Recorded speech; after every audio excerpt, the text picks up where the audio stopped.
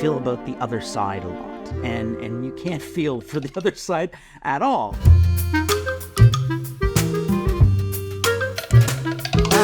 Yes, Stephen. The little bit I do know about your background is you spent significant amount of your youth and whatnot in sales positions, Correct. And selling some things that, quite frankly, are kind of challenging, like cell phones and stuff along that lines. And somewhere along the lines you went, hey, I'm going to go to university. That part I get. I'm going to do media and advertising sales.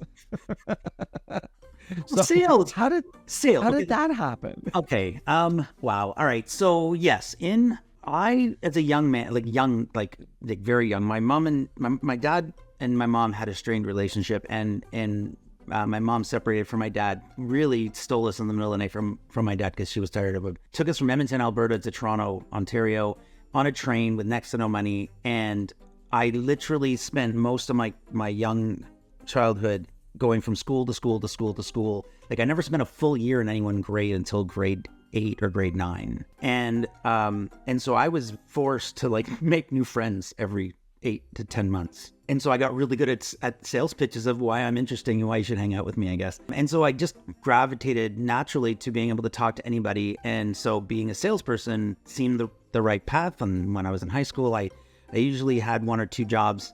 I worked for a sporting goods store. I worked front counter with the city of Brampton in Ontario, helping people choose packages for the workout room or for whatever.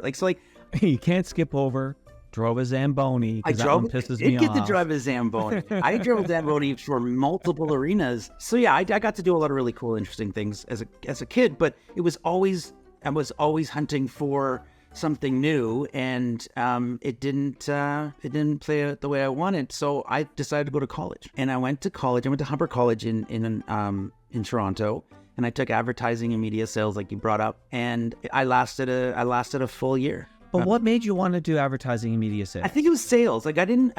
Oh, because you saw the word sales in the title. Yeah. Okay. Yeah. There you go. And okay, so fair enough. And again, that's what I knew. And I stayed. Right, yes. The best part is I got there and I was like, oh my God, I don't negotiate very well. And media buying is either negotiating to buy or negotiating to sell media. So you can work as a buyer. It's all about negotiation. Correct. Or yes, it really is. Or you can sell media to a buyer. Like the course literally taught both sides of it. And I was like, neither one of those still a negotiation. Yeah. Or you got to hold tight and make really good relationships. And it seemed, I think the thing about it was, and I know that you said this to me before, but it seemed false. Right. That those two relations, neither one of them seemed like either one of them was being well, I'm going to make a guess here, because if they were teaching both sides, I'm going to make the guess here that you want to build that relationship so that it's easier for you to get the price and the thing you want. Correct. So in other words, so for you, who's a very relationship, very caring person, I need to make friends with them so I can manipulate them. Right. Exactly. I'm an ENFP. And it's funny, Steve, you said something to me in the past where you said my F usually gets in my way when it comes. Yeah, you get F'd up. I get F'd up.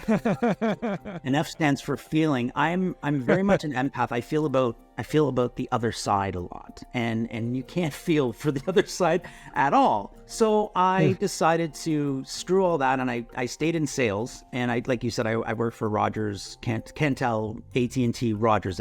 By the way, those names are all connected at some point during the life of Rogers Wireless. And I went through that change with them, and I was I forgot about Rogers. Early days were Cantel. I even forgot about that. Wow, I'd forgot about that. That's going back. That's the Wayback Machine right there, man. And I never knew why they decided to bring AT&T in, because for 1 year they were Cantel AT&T, and then they were Rogers AT&T, and then they were Rogers. And now, as an older marketer, I go, oh, they needed brand equity. They needed another name that was more powerful during the change between a name that was trusted and already known to go to the other name. Even though Rogers was known, it wasn't known for cellular, but it was the same gosh darn company. So I stayed in sales for, almost ever, until I worked for a bakery. So I became a sales manager for a bakery that did not have a marketing plan. Like they had no sales material. They had nothing. They would just bully their way into offices and jam croissants in people's mouths and say, buy croissants. Would you like more? Right. No communication whatsoever. Yeah. Are you choking? I got the Heimlich. So I decided to delve into graphic design to create my own sales brochures. Great. You were doing the whole bakery thing. You were doing the graphic design for them, and you taught yourself a lot of, like, you didn't do school, like you're self-taught on the graphic design side. No. Yeah. So did that. Where we met was you were originally a customer. Correct. So how did you find your way to Armadura? So Nahani Steel Products, who made Armadura Metal Roof, I struggled for a lot of years. I'm a very flighty person. And what I mean by that is I'm a quick start. My attention wanders a lot. And so I had a really hard time staying with one spot or another. And that's hard to say here because I want to have client relationships for decades. And to say that I'm flighty, I never really entrenched myself into any one business or another is what ended up happening. So I would rise and get into some sort of supervisory role.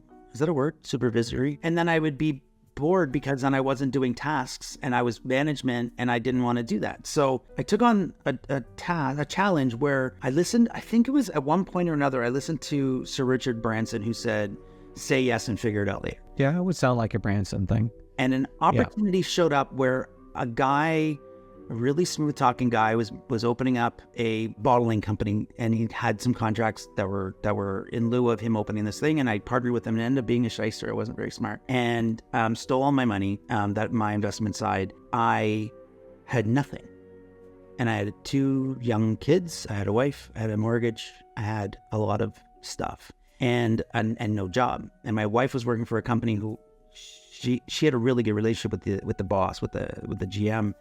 And she said, Matthew needs something. Is there something he can do for us? And he said, yeah. He said, I can put him on the forks, which meant put me on a forklift on a tow motor. Does he have any experience? And I said, yeah, I used to drive Zambonis. So, those are more complicated because I could cut out the crease and then I have to resurface the ice. Anyway, so yeah, I took a job as a forklift operator in my early 30s. For somebody who's not good with tasks, driving a forklift, it's just literally go pick that up, move it over there, pick that up, move it over there. Hey, can you count these and then put them on that truck? It was daunting to say the least. So they realized I was a little bit more advanced than with the job they gave me. And then I worked my way through the ranks. Like every 6 months, it seemed like I had gone into another level of the business. And then I got into customer service and then back into some sort of a sales role. And I wasn't making enough money. And I found Nahani Steel Products was looking for an auditor. And I went in to count their stuff. And in the meantime, I had been working with friends or colleagues in helping them with their brand imagery because I had spent a lot of time creating graphic images. This is my baseball training cap, and I created the logo for Frostbite. I did a lot of side jobs. And when I got to Nahani, they were just launching Armadura Metal Roof. It didn't exist. There was no branding. There was no nothing. They were in the middle of designing the shingle. And I said, hey guys, I'll drive the forklift and do the auditing, and I'll count all the inventory, make sure everything's all good. But can I work as a side project? Can I create the brand? I'd love to do that. And don't have to pay me anymore. And so I started creating the Armadura Metal Roof brand. And about 6 months into that company, they promoted me to the marketing manager, and I started doing everything, including writing, including everything. And then I was like, oh my God, I'm over my head. And then my boss heard something about the Wizard of Ads on a radio program, or you guys were doing a road show. I attended your road show, and then I met Stephen Semple, Peter Nevland, Mick Torbay, and Gary Bernier. You said, read the books. First thing you always do with any of your clients, and now I do with my clients, is, hey guys, read the books, because you'll understand us better if you read the books. And they're very easy to read. Read the books. Every chapter's 2 pages long. Read the books. Exactly. So I read the books. And then you guys said, hey, listen, we're teaching a course down at the Wizard Academy. You and Gary Bernier were going to teach a course. Oh, and Mick Torbay, called Next Level Business. And you said you should come down and take the course. So I went down, took the course. And I was like, listen, you guys helped me out a lot with Armadura. You helped Armadura, like Nahani Steel Products, a lot, where like 30% growth year over year for a long while. Then they just didn't want to pay anymore. When I went down, like you guys said things and told me things, but when I went to the course, you got into the science of things, and I was like going out there, all the things that I believed to be true, or the actions I was taking, you guys had words and definitions for it. I didn't have words and definitions. I'm not trained as a marketer. I forced myself to be a marketer. Like I weaseled my way. I said yes, and then I figured it out. And then now, Steve, I don't know. I'm a Wizard of Ads partner because I got an invitation from you. Well, so here's one of the things that I want to just go back, that I know about you, that I want to go back and just put a bow around. And what I now understand with you, doing something like the Wizard of Ads worked way better for you than being internal, because internal is sort of the same stuff all the time. Right. Like today, in a day for you, you'll go from working with this plumber to working with this roofing company to working with, it's for you, that variety is what actually will make you stick with things and consistent on it, because every day is a bunch of different things. You said to me, I already believe these things, and you gave me words and framing for it. Look, it was the same thing for me when I took the first course. This makes sense to me. Yeah. And when that happens, the person can learn this stuff. Every day at 3:10, even Stumble got a phone call from me because I was driving home, and I'd say, I've been doing this thing for a client that you guys taught me to do for Armadura, but I switched it and I did it this way. And then what do you think? And you'd be like, oh yeah, that's really interesting. But blah, blah, blah, blah, blah, blah, blah. You would give me like another 3 or 4 different ways I could have looked at it. And then I would go, oh, that's awesome. And then I'd do some stuff. And then a week later, 3:10, I'm on the phone, on the phone on the drive home going, hey, Steven, so I implemented this one. I don't think this one would work because of blah, blah, blah, blah, blah, blah, blah, whatever it was. You were able to look at something and go, okay, there's this thing this person did with this chocolate bar. There's a way to bridge this to this thing that will be awesome. I can take a person from memory of his mother, reflected in a chocolate bar, and pivot that to a warranty on a metal roof.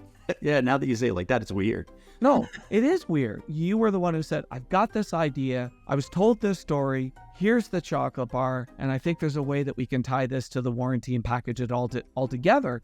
And it was like, yep, you get it. Okay. You get how to take this weird idea and turn it into a story, and also make it concrete. The concrete representation of the story was the chocolate bar. You never told me that was the moment. So that makes me feel very... That was probably, and again, think back on it, that was probably the moment, because that, so when I say somebody believing, like, how do you really teach that to somebody? Either somebody's brain is in a way of, I've got this thing, and I can figure out a way to pivot this over. There's an emotion here. There's this emotional piece here that I can turn into marketing. And the best marketing has emotional piece in it. Yeah. No, thank you, man. My F is going off. Thank you. All right. Well, I think on that we should wrap it up, and people should go back and take a look at the story on that, because it was amazing. Yeah, actually, well, I'll make sure we're going to put that in the comments if you want to click back and go watch what I did for Power Mountain Roofing. Thanks, Steve, man. This was fun. Guys, we'll go back to regularly scheduled programming for the next one, and we'll talk about a sticky sales story, a brand, a campaign that we like or dislike, and we'll tell you why.